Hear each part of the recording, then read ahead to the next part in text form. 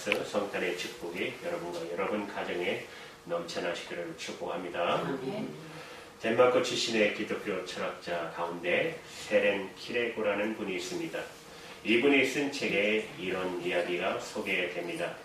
비천한 시골 처녀를 사랑한 어떤 왕의 이야기입니다.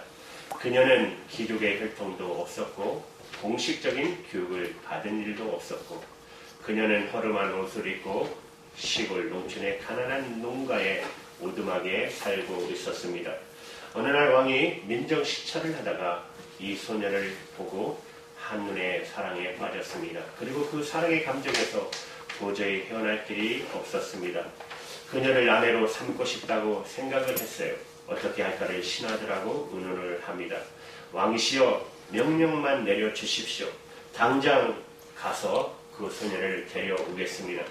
막강한 힘을 가진 왕으로서 그것은 어렵지 않는 일입니다. 그러나 그렇게 강요된 순종으로 얻은 사랑은 사랑이 아니라는 생각이 왕에게 있었습니다. 어떤 신하가 또 옆에서 제안을 합니다. 그러면 데려다가 교육을 시키시고 그 다음에 좋은 옷을 입히시고 보석과 선물을 주고 신분을 높여주고 그 다음에 왕비로 삼으면 되지 않겠습니까? 물론 그렇게 할 수가 있습니다. 그러나 문제는 이런 거예요. 그 여인이 그렇게 해서 자기의 아내가 된다면 그녀가 사랑하는 진정한 대상이 그 신분이나 보석이나 치장이지 과연 왕인 나 자신을 사랑할까라는 물음이 있었습니다. 그래서 왕은 고민을 합니다. 또 생각하다가 드디어 결심을 합니다. 그것은 일시적으로 그가 왕의 모든 신분을 다 내려놓고 그녀가 살고 있는 시골에 가서 일정 기간 살기로 결심을 합니다. 허름한 농가를 구해서 농부의 옷을 입고 그녀가 입는 똑같은 허름한 옷을 입고 비슷한 음식을 먹고 비슷한 환경 속에서 살아가면서 그녀에게 다가가서 사랑을 얻기로 했다라는 이야기입니다. 여러분, 세렌 키레고가 이야기를 했던 중요한 이유는 예수님의 성육신의 사건을 설명하기 위해서 이야기를 한 것입니다. 이것이 바로 성탄의 사건 본질이라고 말씀할 수가 있습니다. 여러분, 예수님은 만왕의 왕, 하늘의 왕자이십니다. 아니, 그분은 하나님이십니다. 그런데 하나님이신 그분이 죄 속에 빠져있는 인간을 구원하기 위해서 그래서 우리가 살고 있는 이 세상에 우리가 똑같은 모습으로 오셨다라는 것입니다. 그리고 우리의 죄를 짊어지시고 그는 십자가의 피 흘려 죽으시고 우리를 구원하시고 그래서 그분과의 삶 속에서 영원히 삶을 살도록 하시기 위해서 그분이 이 땅에 오신 사건, 이것이 바로 성탄의 사건, 성육신의 사건인 것입니다. 이것은 지체 높은 한 왕이 시골 처녀를 사랑해서 시골에 오신 그 이상의 사건, 더 위대한 기적의 사건이 아니겠습니까? 오늘 본문 말씀은 바로 이 성육신의 기적을 우리에게 증거하고 있습니다. 오늘 함께 읽은 본문 14절의 말씀, 너무나도 유명한 말씀 아닙니까? 다시 한번 같이 읽을까요? 시작. 말씀이 육신이 되어 우리 가운데 거하시네 우리가 그의 영광을 보니 아버지의 독생자의 영광이요 은혜와 진리가 충만하더라. 아멘. 여러분, 여기서 말씀이라는 단어, 노구스라는 이 단어는 우리의 입으로 나오는 어떤 고의 말을 의미하는 단어가 아닙니다. 이 말씀은 본질적으로 하나님을 설명하기 위해서 사용된 단어입니다. 여러분, 요한복음 1장 1절을 그것을 우리에게 분명하게 증거하고 있습니다. 1장 1절 다 같이 읽을까요? 시작. 태초에 말씀이 계시니라 이 말씀이 하나님과 함께 계셨으니 이 말씀은 곧 하나님이시라. 이 말씀은 하나님이라고 말씀했어요. 그런데 말씀이신 이 하나님이 오늘 본문 14절에 보면 육신이 되어 그렇게 말씀하고 계십니다. 말씀이신 하나님이 육신을 입고 오셨다. 그래서 이 사건을 성육신, 육신을 이루었다. 육신을 이루었다. 혹은 하육이라고 합니다. 육신으로 하였다. 여러분, 인카네이션이라고 부르죠. 이 성육신의 사건을 우리가 교리적으로 이해하는 것도 중요한 일입니다. 그러나 더 중요한 질문이 있습니다. 왜 그렇게 그분이 성육신 하셔야 할 필요가 있었을까요? 하나님이신 그분이 육신을 입고 인간의 모습으로 이 땅에 오셔야 할 필요가 성육신의 기적이 필요했던 두 가지 이유가 오늘 본문 말씀에 증언되고 있습니다. 성육신이 필요했던 두 가지 이유 무엇일까요? 첫 번째는 우리에게 은혜의 삶을 선물하기 위해서입니다.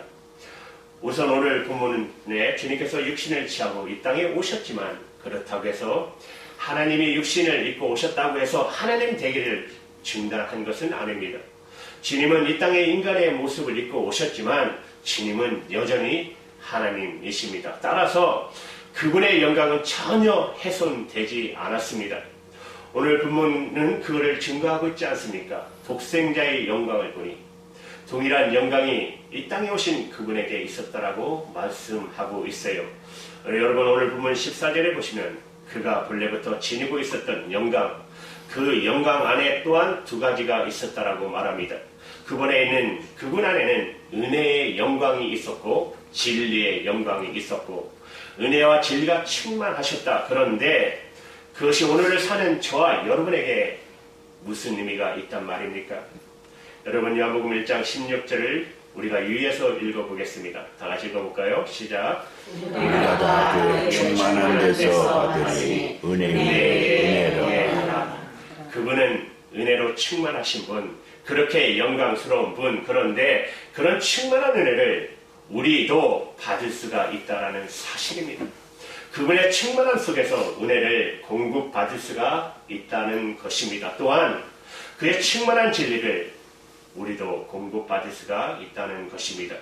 우리가 그분과 연결되는 순간, 그 예수님과 연합되는 순간, 그 예수님 안에 있었던 충만함으로부터 은혜와 진리를 누릴 수가 있게 되었다는 것. 이건 얼마나 놀라운 여러분 사실입니까? 먼저 은혜를 생각해 보십시오. 그분의 충만한 은혜가 우리 안에 흘러온 것입니다. 우리가 그 은혜를 경험하면 그 은혜를 누리면서 살아가게 된다는 사실입니다. 여러분 은혜의 뜻이 뭡니까? 제가 은혜의 뜻을 늘 설명할 때마다 강조하는 것은 이겁니다. 받을 자격이 없는 사람에게 베풀어지는 전적인 사랑. 이것이 바로 은혜라는 뜻입니다. 조건이 없는 사랑입니다. 이 세상에는 사랑한다 말하지만 조건 없는 사랑 여러분 정말 있을까요? 전혀 조건 없는 사랑이 조건이 개입되지 않는 그런 사랑을 볼 수가 있을까요? 이런 사랑을 세상은 보여줄 수가 없습니다. 보여주지도 못합니다. 세상에서는 경험할 수 없습니다. 그래서 인간은 언제나 순수한 사랑에 목말라 합니다. 그런데 여러분 이러한 사랑이 이 조건 없는 사랑이 그 사랑을 우리가 공급받을 수가 있다는 것입니다. 하나님으로부터 그리스도를 통해서 바로 그 은혜를 공급받을 수가 있다는 것입니다. 우리는 조건 없는 사랑을 받고 구원을 여러분 받은 것입니다. 그것을 우리는 은혜로 구원을 받았다 이렇게 표현하지 않습니까?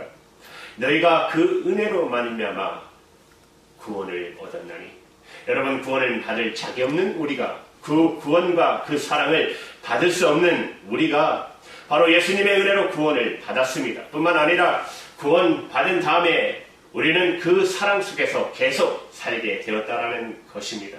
여러분 은혜의 은혜, 넘치는 은혜로 계속 사랑을 공급받고 살게 되었다는 사실. 여러분 이것이 얼마나 놀라운 은혜입니까?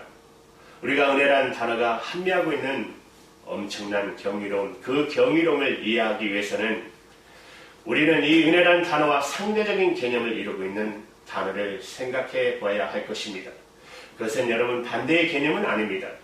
은혜와 반대의 개념은 아닙니다. 그러나 은혜를 설명하기 위해서는 상대적으로부터 나타나는 개념 단어 하나가 성경에 기록되어 있습니다. 그것은 바로 우리가 알고 있는 율법이라는 단어입니다. 율법은 은혜의 반대는 아니에요. 그러나 은혜와 상대적인 의미를 갖는 단어입니다. 그래서 은혜를 우리가 설명할 때 종종 율법이라는 것이 등장하는 것을 보게 됩니다. 여러분 요한복음 1장 17절에 보십시오. 우리 한번 같이 읽어볼까요? 시작. 율법은 모세로 말미암아 주어진 것이요 은혜와 진리는 예수 그리스도로 말미암아 온 것이라. 율법은 누구를 통해서 주어졌다? 모세를 통해서.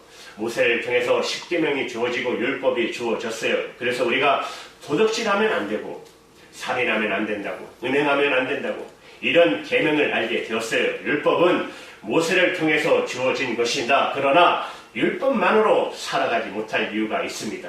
율법은 귀한 것입니다. 스탠다드를 제시합니다. 그러나 율법을 여러분 깨트렸을 때 어떻게 하면 좋을까요? 율법을 어긴 깨트린 인간에게 구원은 없을까요? 율법이 해결하지 못한 문제를 딜레마를 해결하기 위해서 하나님께서 주신 선물이 바로 은혜라는 것입니다. 그런데 은혜와 진리는 누구를 통해서? 예수 그리스도에서 말미암아 온 것이다. 이렇게 말씀하고 있습니다. 율법은 삶의 높은 스탠다드를 제시하여 그러나 율법이 바로 여러분 도덕 아닙니까? 도덕은 반드시 필요하고 중요한 것이에요. 그러나 율법이 가지지 못하는 실제적인 삶의 역할 가운데 하나는 율법이 우리를 죄를 깨닫게는 만들지만 죄에서 우리를 구원할 수 없다는 것이 율법의 한계입니다. 이것이 도덕의 한계이고 율법의 한계인 것입니다. 따라서 율법은 우리를 정죄는 하지만 우리는 구원할 능력이 율법에는 전혀 없다라는 사실입니다. 도덕만 붙들고 살아갈 수 없는 이유, 우리가 예수를 믿어야 할 이유, 도덕에 따라 살지 못한 내 양심을 정죄는 하지만 거기서 우리를 구원할 수 있는 능력이 없다라는 것입니다.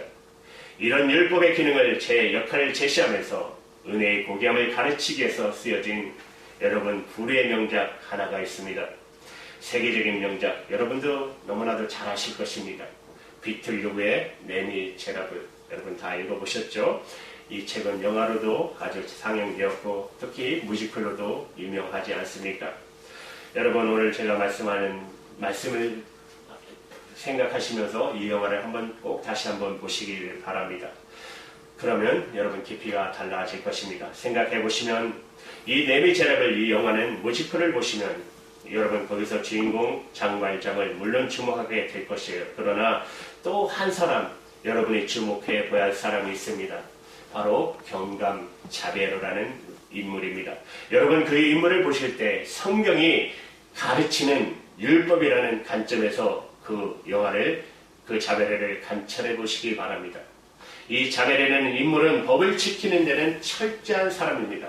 법은 반드시 지켜야 한다. 법을 깨트린 사람은 반드시 처벌을 받아야 마땅한다. 그래서 이 형사 자베레는 여러분 빵을 훔치고 도둑질하고 감옥에 들어갔다가 탈옥했던 여러분 장발장을 집요하게 추적합니다.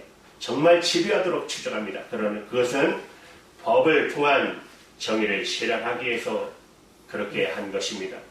그에게 서슬 벌어는 적인감은 있었어요. 그러나 자베르의 마음속에는 안식이 없었습니다. 평화도 없습니다.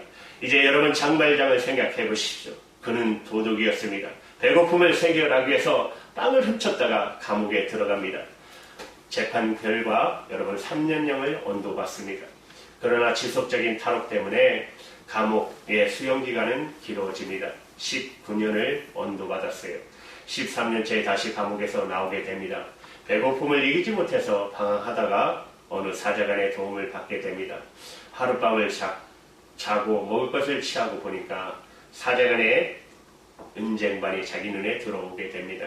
그래서 그는 은쟁반을 훔쳐서 사제간을 떠나가지 않습니까? 그런데 얼마 후 잡혀서 다시 끌려왔어요. 경찰은 이렇게 말합니다. 이 사람이 사제간에서 이 물건을 훔친 것이 맞죠?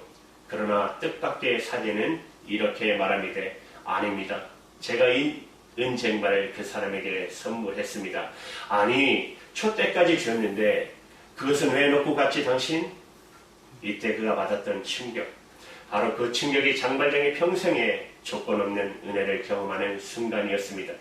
우리식으로 말하면 은혜로 구원을 받는 그런 순간이었다고 할 수가 있습니다. 이 놀라운 은혜, 자기가 한 것 없이 이 사랑의 은혜를 경험한 그 순간부터 그는 이제 은혜를 갖기 위해서, 은혜를 나누기 위해서 사랑하는 사람으로 변신했다라는 이야기죠. 그렇습니다, 여러분. 우리가 그를 구원했고 은혜가 그를 새로운 사람으로 귀적하고 있었던 것입니다. 바로 이런 은혜의 삶을 선물하시기 위해서 2000년 전 예수 그리스도께서 이 땅에 오셨다는 것입니다. 그가 육신을 입고 우리 가운데 오신 이유, 그리고 우리의 죄를 짊어지고 십자가에 돌아가신 이유, 여러분 거룩한 피를 흘리신 이유, 그리고 이렇게 구원을 받을 자격이 없었던 내게 내 죄를 용서하시고 나를 안아주시고 나를 하나님의 자녀로 삼아주신 것, 그래서 우리가 찬양을 드리는 거 아닙니까? 이것은 놀라운 은혜라고, 나 같은 죄인 살리신 놀라운 은혜를 찬양하지 않습니까? 바로 이것이 성탄의 의미, 성육신의 기적, 이것이 바로 은혜의 선물, 그리고 우리가 이 선물을 받고 은혜 가운데 평생 살기 위해서라는 사실을 기억하시기를 주님의 이름으로 축복합니다. 여러분, 성탄의 의미, 성탄의 기적이 왜 필요했을까요? 이제 마지막 두 번째는 우리에게 진리의 삶을 선물하기 위해서입니다. 여러분, 첫 번째 삶은 은혜의 삶입니다. 두 번째는 진리의 삶. 다시 여러분 본문으로 돌아가서 생각해 보십시오. 독생자로 이 땅에 오신 분, 아기의 모습으로 인간의 육신을 취하고 오셨지만, 그렇지만 그분은 본질에 있어서 하나님이셨다. 이 사실을 결코 여러분 놓치지 마십시오. 그러므로 그가 이 땅에 아기로 탄생했지만 그것은 하나님의 탄생인 것입니다. 하나님께서 자신을 세상에 드러내신 사건인 것입니다. 바로 여러분 요한복음 1장 18절에 이것을 증거하고 있지 않습니까? 우리 같이 읽을까요? 시작. 원래 하나님을 본 사람이 없으되 아버지 품속에 있는 독생하신 하나님이 나타나셨느니라. 여기 독생하신 하나님, 이 표현을 주목해 보십시오. 성경은 그가 독생자의 모습으로, 아기의 모습으로 태어났지만 그는 여전히 하나님이시라고. 그래서 그분 안에는 비록 아기의 모습으로 오셨지만 그분 안에는 신성이 충만히 거하고 있었어요. 하나님의 영광이 거하고 있었어요. 이 놀라운 진리를 사도 바울은 어떻게 증거하고 있습니까? 여러분, 골로새서 2장 9절의 말씀을 보십시오. 그 안에 신성의 모든 충만함이 육체로 거하시고, 신성 하나님의 모든 충만함이 육체로 거하시고, 신성은 바로 하나님의 성품, 신성의 모든 충만함이 육체로 거하고 있었다. 비록 아기의 모습이었지만 그 안에 하나님의 본질, 하나님의 성품이, 하나님의 임재가, 하나님의 영광이 충만히 거하고 있었다라는 거예요. 그런데 거기서 끝나지 않았습니다. 여러분, 그 다음 절이 중요한 말씀입니다. 골로새서 2장 10절의 말씀 우리 함께 읽을게요. 시작. 너희도 그 안에서 충만하여졌으니. 그분이 충만하시다. 신성의 충만함이 그 안에 거하셨다. 여기서 끝나지 않았어요. 너희도 그분 안에서 이 충만함을 입을 수 있다. 여러분, 요한복음 1장 16절에도 같은 말씀을 하십니다. 우리가 다 그의 충만한 데서 받으니 은혜 위에 은혜더라. 그분 안에 있었던 충만함이 우리에게 이제 나눠지게 된 것입니다. 아니, 여러분, 그분께 뭐가 있었어요? 은혜의 은혜더라. 은혜가 충만했어요. 우리가 그 은혜를 공급받으며 살 수 있다는 거예요. 그러나 여러분, 본문 14절에 은혜만 충만했던 것이 아니라 그분 안에는 은혜와 함께 진리가 충만했습니다. 여러분, 이거 놓치면 안 됩니다. 진리로 충만하셨어요. 여러분, 그렇다면 진리가 무엇입니까? 은혜는 우리를 구원했어요. 은혜는 우리로 하나님의 사랑을 알게 했어요. 은혜는 우리로 하나님이 사랑 안에 거하게 살게 하셨어요. 그렇다면 진리의 역할은 무엇일까요? 사도 요한은 요한복음 1장에서 이 논제를 말하면서 8장에 드디어 진리의 역할을 증언합니다. 이 진리의 역할이 8장 32절입니다. 제가 제일 좋아하는 말씀 중에 하나입니다. 같이 읽을까요? 시작. 진리를 알지니 진리가 너희를 자유케 하리라. 진리를 알지니 진리가 너희를 자유케 하리라. 여러분, 이제 예수 믿었으면 모든 면에서 자유하시기를 바랍니다. 못 박으세요. 못 박는 분들 많더라고요. 결혼도 못 하시더라고요. 날짜 잡느라고. 보니까 그저께 우리 크리스찬 자매는 크리스찬인데 남자애는 아직 믿지를 않아요. 월남인데 결혼을 못하는 거야. 날짜를 엄마가 픽해야지 결혼을 할 수 있다. 이 크리스찬 자매는 답답하죠. 그런 거 따지질 않는데 이 상대편은 그걸 따지니까. 여러분, 신발 하나도 제대로 왼쪽 오른쪽 신는 분도 있더라고요. 그렇게 하지 마세요. 진리를 알지니 진리가 너희를 자유케 하리라. 그럼 왜 우리는 진리로 자유함을 얻을 수가 있어요? 자유하지 못하기 때문에. 자유하지 못한 상태, 그것이 바로 종의 상태가 아니겠습니까? 여러분, 노예의 상태가 아니겠습니까? 우리는 이 진리를 만나기 전에 노예였습니다. 어떤 노예였을까요? 이어지는 말씀 8장 34절입니다. 다 같이 읽겠습니다. 시작. 예수께서 대답하시되 진실로 진실로 너희에게 이르노니 죄를 범하는 자마다 죄의 종이라. 죄를 범하는 사람은 죄의 노예가 되었다. 죄를 벗어날 수가 없어요. 죄책감에서 헤어날 수가 없어요. 죄의 노예예요. 그런데 무엇이 우리를 죄의 노예에서 자유할 수 있게 있다고요? 무엇이? 진리가. 그런데 이 진리가 뭐예요? 이 진리는 세상 사람들이 말하는, 철학자들이 말하는 진리일까요? 성리사학적인 진리일까요? 여러분, 이 진리는 한 인격입니다. 나는 진리다라고 말씀하신 분 누구십니까? 바로 예수 그리스도, 그분이 진리 아십니까? 나는 길이요 진리요. 그래서 계속 이어지는 말씀 36절 8장 보십시오. 그러므로 아들이 너희를 자유케 하면 너희가 참으로 자유하리라. 믿으십니까? 하나님 아들 예수 그리스도가 우리를 자유케 하시는 것입니다. 그분이 자유를 주시기 위해서 오신 것입니다. 율법은 우리를 정죄했습니다. 그러나 진리가 예수님이 우리를 자유케 하신 것입니다. 이 사건을 가장 잘 드러난 성경적 사건이 여러분 하나 있습니다. 그것은 바로 가늠하다 잡혀온 여인의 사건입니다. 이 사건이 어디에 나오죠? 요한복음 8장 시작에 나옵니다. 음행하다가 잡혀온 여인이 마당의 한복판에 내팽개져 있습니다. 그 주변을 둘러 서 있는 사람들입니다. 선생님, 이 여인을 어떻게 하라고 율법은 가르칩니까? 율법에 의하면 돌을 쳐서 죽이는 것이 마땅한 여인이 아니겠습니까?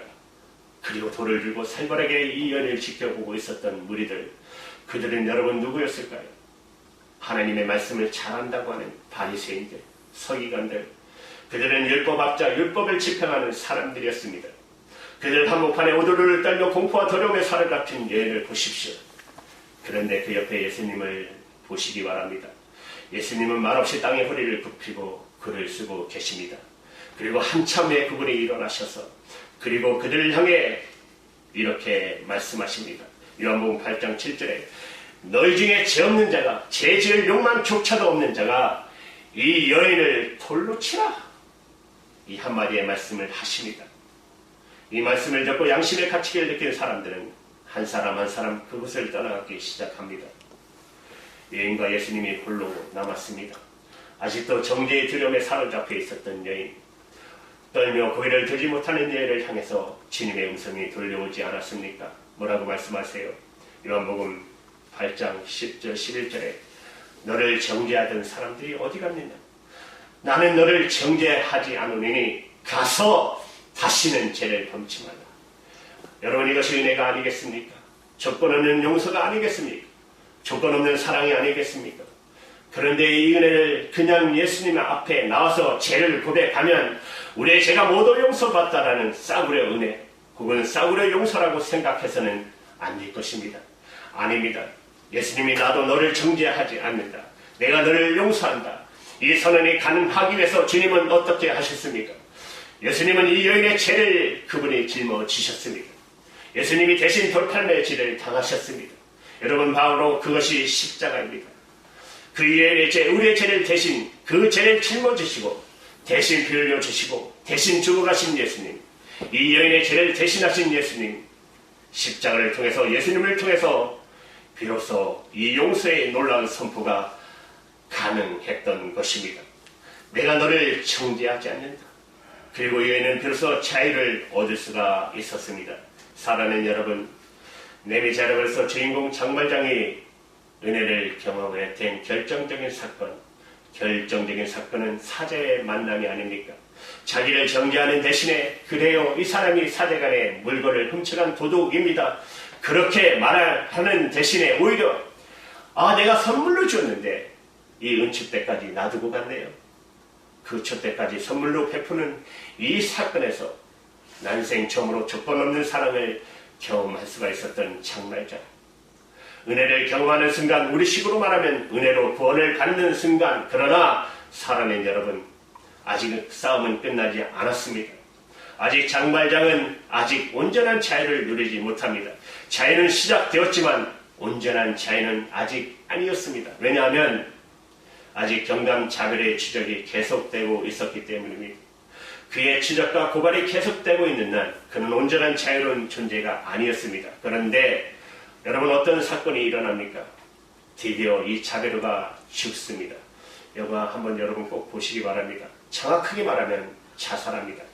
여러분 작가 피틀 유거는 이 장면을 통해서 우리에게 보여주고 싶은 것이 무엇이냐면 율법을 죽이고 있는 것입니다. 이 장면을 통해 율법을 죽이는 것입니다. 그를 정죄하고 있던 율법을 죽이는 것이에요. 자베르는 도둑 장발장이 자기를 죽일 수 있었던 기회 앞에서 오히려 그를 용서하고 복수하지 않는 사건을 이제 만나면서 마음의 충격을 받습니다. 그가 한 번도 경험하지 못했던 은혜 앞에 지금까지 끈질기게 그가 붙들고 추적해왔던 율법이 얼마나 무력한 것이나 그것을 깨닫게 됩니다. 율법은 사람을 정죄하는 도구일 뿐 한 생명도 구하지 못한다는 사실을 비로소 깨닫게 됩니다. 그리고 그는 혼란스러워합니다. 그리고 마침내 죽음을 선택합니다. 율법이 죽은 것입니다. 아니, 죽어야만 했던 것입니다. 그리고 비로소 장발장은 자유를 누립니다.